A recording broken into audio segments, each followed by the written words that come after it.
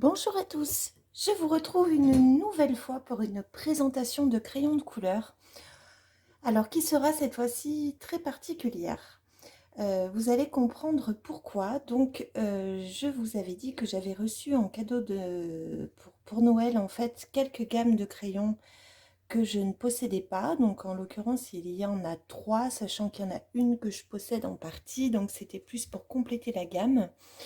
Je vous ai fait une présentation des Mitsubishi qui était la vraie nouveauté sur ce cortège de gamme de nouveaux crayons de couleur.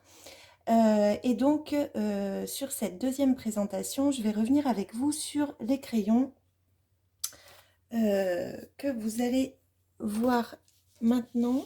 Il s'agit des Charisma Color. Alors, j'étais un petit peu surprise à la découverte de ces crayons. Il se trouve que ce sont ni plus ni moins que les Prismacolor, qui sont pour eux, par contre, cette fois-ci, uniquement édités au Japon. Donc, il s'agit toujours de la marque Sanford, qui produit quand même ces crayons. Donc, en termes de texture, on retrouve tout à fait nos Prismacolor que l'on connaît déjà très très bien. Donc en soi, c'est pas réellement du coup pour moi une nouveauté puisque je possède la gamme des 150 Prismacolor. Cette fois-ci, dans la gamme des Charisma, donc encore une fois que l'on ne trouve qu'au Japon, il n'existe au maximum qu'en 72 nuances. Alors je me disais, mais du coup, quel est l'intérêt finalement d'opter pour les Charisma plutôt que les Prisma? Si ce sont les mêmes et qu'en plus il y en a moins, clairement je pense que pour nous il n'y en a pas beaucoup. Je pense qu'autant prendre les 150 Prismacolor qu'on peut commander. Alors tout en sachant que, vous le savez, les Prismacolor ne sont pas du tout distribués en France, ce qui nous amène à les commander bien à l'étranger. La plupart du temps, c'est plutôt du côté, plutôt en Amérique, sachant que je crois qu'il y a j'ai cru comprendre qu'il y a une partie qui était maintenant produite au niveau du Mexique, ou je ne sais plus exactement. Et depuis ce changement de lieu de production, il y avait eu une baisse en termes de qualité de crayon. Moi, j'ai jamais eu de problème avec la boîte que je possède. En même temps, c'est la toute première que j'ai eue, donc elle remonte à 1 an et demi maintenant. J'en avais repris une boîte lors d'une promotion parce que ils ont pris un sacré coup en termes de budget, je trouve. Moi, je les avais payés autour de 120 euros, 110, 120 euros. Et maintenant, ils sont pas loin de 200 euros, enfin, selon les fluctuations d'Amazon. Alors, il y a sûrement plein de choses qui peuvent l'expliquer. Si vous commandiez de temps en temps sur Amazon US, par exemple, vous avez pu voir que les frais de port sont plus importants qu'auparavant aussi. Les Prismacolor, là-bas, la boîte, elle revient à un prix qui est plus raisonnable, mais les frais de port restent importants. Mais du coup, il est plus intéressant de les commander sur d'autres pays plutôt que sur Amazon France. En l'occurrence, pour ce qui concerne les Charisma, donc qui sont produits uniquement au Japon, il y a quand même une petite différence, je trouve, surtout en termes de qualité. Alors, je m'explique. Il ne s'agit pas forcément de la mine ou de la texture, puisque là, on est vraiment sur du prisma. Par contre, sur le bois, vous allez voir qu'il y a quand même une belle différence, je trouve. En tout cas, quand je les ai en main, pour moi, c'est perceptible et je vais vous les montrer tout de suite. Donc là, je ne vais pas passer beaucoup de temps sur ce nuancier. Il est un peu frustrant quand on connaît les prismas parce qu'on passe de 150 à 72 teintes. Donc forcément, on a le sentiment qu'il nous manque quand même pas mal de choses. Mais bon, on a quand même un panel de teintes suffisant, pardon. On a les teintes peau, on a quand même les jaunes, les oranges, on a quelques roses, violets, bleus, enfin voilà, on est sur une roue chromatique tout à fait classique sur un jeu de 72 couleurs. Pour ce qui est du prix, donc si vous aviez regardé la présentation des Uni Mitsubishi, je vous avais dit que ils avaient donc été commandés sur Amazon Japan et donc il fallait additionner sur les frais de douane et les frais de port, eh bien l'ensemble de ces deux gammes, à la fois les Mitsubishi et à la fois les Charisma Color, ce qui forcément a augmenté le prix des frais de livraison et les frais de douane. Donc, ils seront forcément majorés par rapport à ce que je vais vous dire. Ce sera sûrement moins cher si vous commandiez que les Charisma. Mais en l'occurrence, la boîte de 72, il y en a pour 106 euros exactement. Donc 106 euros auxquels il faut ajouter donc les frais de port et les frais de douane. Donc on n'est pas moins cher au final que si vous les commandez sur Amazon US, voire même à peine plus cher, puisque là, il n'y en a que 72 et que normalement, il y en a 150, donc c'est même plus cher. Donc, ils sont un peu plus onéreux. Donc, en termes de design, je vais vous montrer. Alors, vous savez que le Japon est aime bien faire des packagings originaux. Donc, en fait, ils se présentent sous cette forme.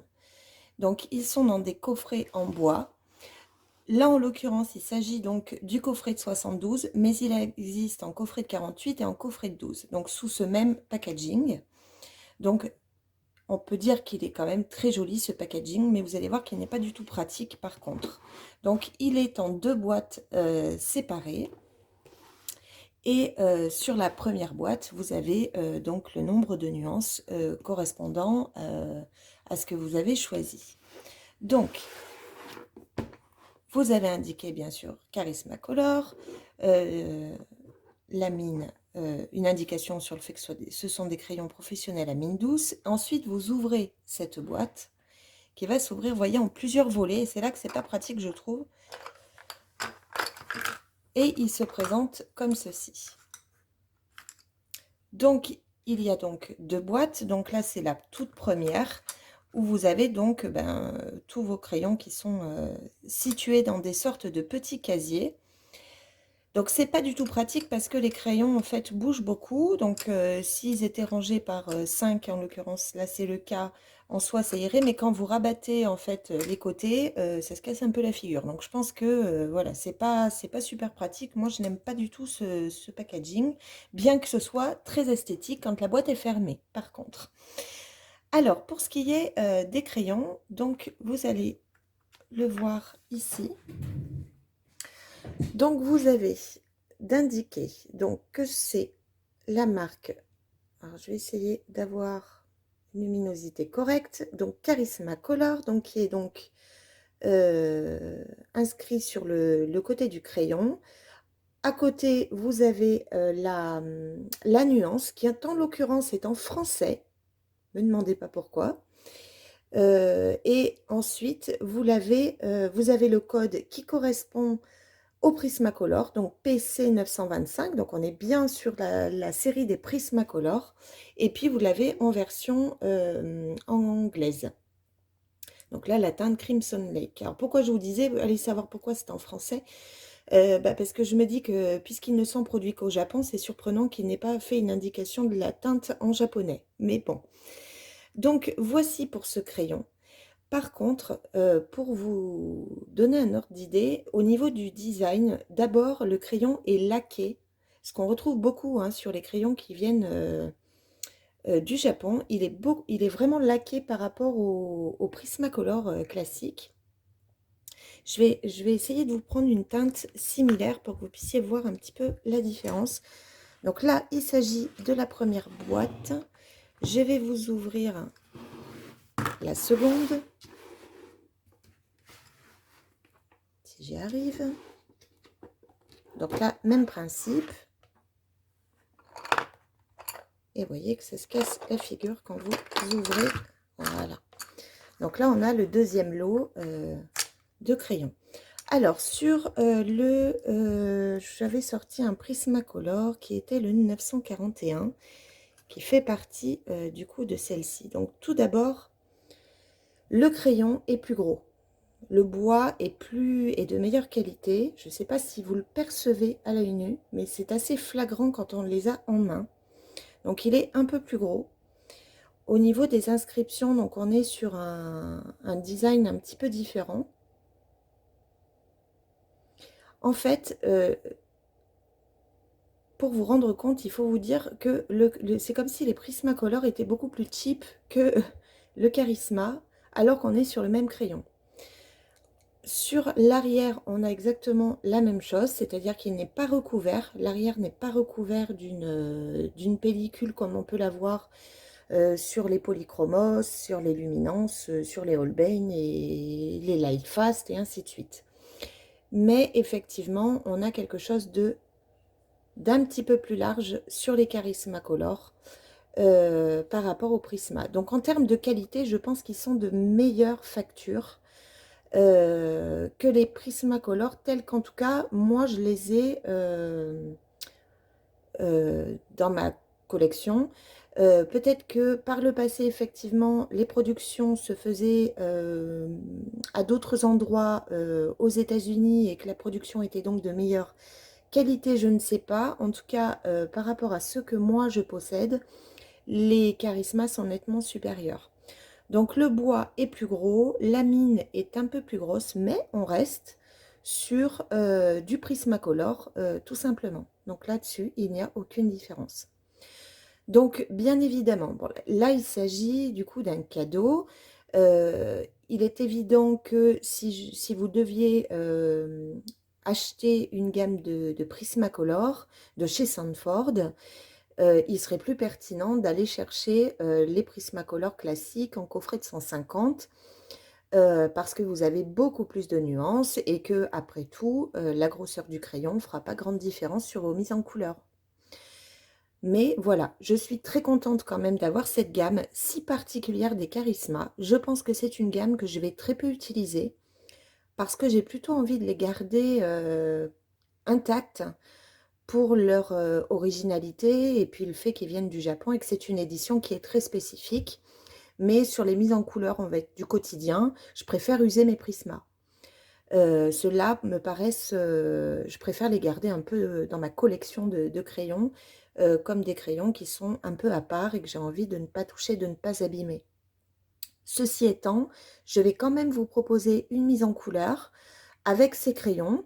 Donc, il n'y aura pas de grosse surprise, hein, je pense, à moins que je ne me trompe à l'utilisation, mais je ne pense pas. Et puis, je vous ferai un petit retour à la fin. Alors, non pas pour l'aspect découverte de la mine, mais pour m'assurer qu'effectivement, au-delà du packaging, on n'est pas par contre sur une texture de mine peut-être enfin moins agréable que celle des Prisma, parce que ça se peut, après tout, là je n'ai réalisé que le nuancier, donc c'est dur de me rendre compte, mais après on peut avoir un super packaging, et puis en fait une mine qui est ou moins solide, ou je ne sais quoi. Donc je vais quand même faire cette mise en couleur sur une illustration portrait, toujours sur mon papier Strathmore Bristol Vélin, comme d'habitude. Et puis, je vais vous laisser en musique sur cette mise en couleur que je vais accélérer et je vous ferai un retour donc à la fin sur donc cette première expérience avec ces Charismacolor, donc les Prismacolor du Japon. Voilà. Alors, je vais remettre le crayon à sa place. Alors, il va sans dire que, à mon avis, à la fin de la vidéo, je pense que je vais vous dire que si je devais utiliser régulièrement ces crayons, ils iraient dans une trousse parce qu'effectivement, c'est pas pratique du tout, du tout. Voilà. Allez, je vous laisse et puis je vous retrouve une fois que j'ai choisi l'illustration pour vous la montrer, puis pour démarrer la mise en couleur. Bien, alors je vous retrouve. J'ai choisi donc cette illustration qui est un magnifique portrait qui vient d'être publié sur la page Etsy de Color Chic, qui est une illustratrice que j'aime beaucoup. Donc j'ai eu un vrai coup de cœur sur cette illustration, donc je me suis dit que ce serait bien de pouvoir la mettre en couleur, donc avec ces fameux Charismacolor. Donc je vais me contenter bien évidemment de ces teintes-là, hein, je ne vais absolument pas aller chercher les Prisma. Et puis on se retrouve à la fin pour un petit bilan sur cette mise en couleur. Je vous dis à tout à l'heure.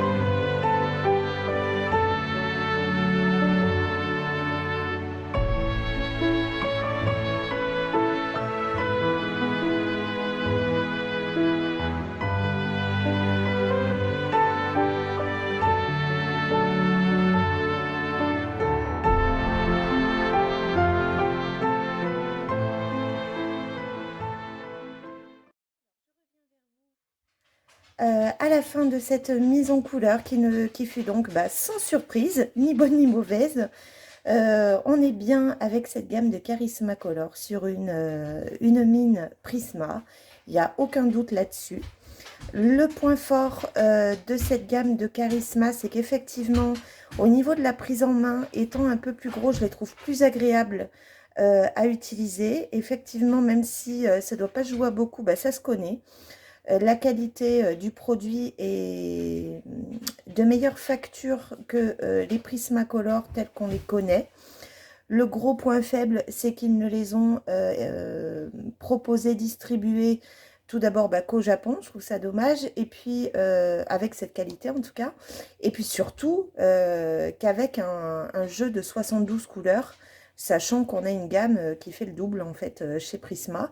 Donc, si effectivement vous êtes de grands aficionados de Prismacolor, et je pense que clairement les Charisma ne valent pas le coup parce que la gamme est insuffisante. Si vraiment ce sont des crayons que vous utilisez par-ci par-là mais que vous appréciez beaucoup et que vous préférez opter pour la qualité plutôt que le nombre, bah, effectivement peut-être que les Charisma seraient intéressants pour certains d'entre vous. Le point fort, donc vous l'avez compris, c'est la qualité du crayon en lui-même, le fait que le crayon soit un peu plus gros, de meilleure facture. Par contre, le gros point faible pour moi, c'est qu'on est sur un packaging qui, au maximum, ne nous propose que 72 teintes, sachant que les Prisma font plus du double, donc clairement, il n'y a pas photo. Si je devais demain faire un choix en connaissant les deux gammes, j'opterais bien sûr pour les Prismacolor.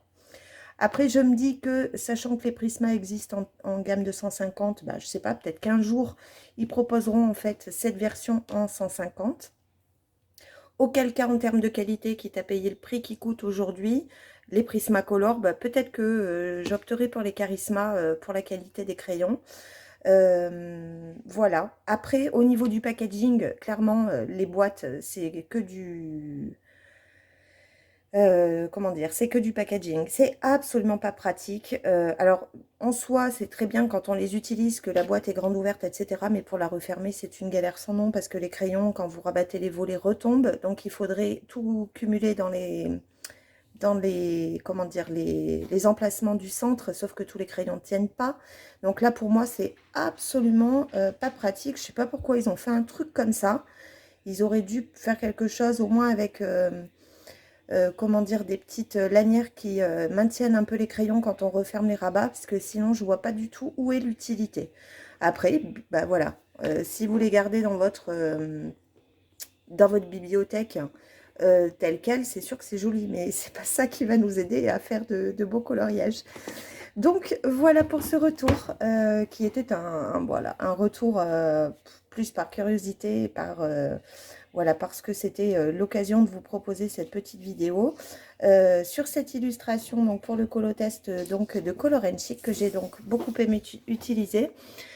Comme vous l'avez vu, j'ai essentiellement utilisé donc une même série de couleurs. Et puis pour le fond, en plus du Distress Ink noir que j'ai à peine utilisé pour foncer un petit peu les bordures, cette fois-ci je suis venue utiliser un pad d'E-Ink or métallique un peu que j'ai depuis mais très très très longtemps. Je crois que c'est la première encre que j'ai dû acheter d'ailleurs au tout départ. Et que je n'avais pas, que j'utilise très rarement parce qu'elle n'est pas sortie tout simplement. Et donc là, comme je ne savais pas quoi faire, que j'étais dans ces tons bronze et or, je me suis dit que ce serait l'occasion. Donc c'est la raison pour laquelle j'ai changé avec cette encre pour le fond. Voilà, sur ce, je vais vous souhaiter une très bonne journée ou fin de journée selon le moment où cette vidéo sera publiée et vous la découvrirez. Et puis, je vais vous retrouver bientôt pour de nouvelles mises en couleur. À très bientôt. Au revoir.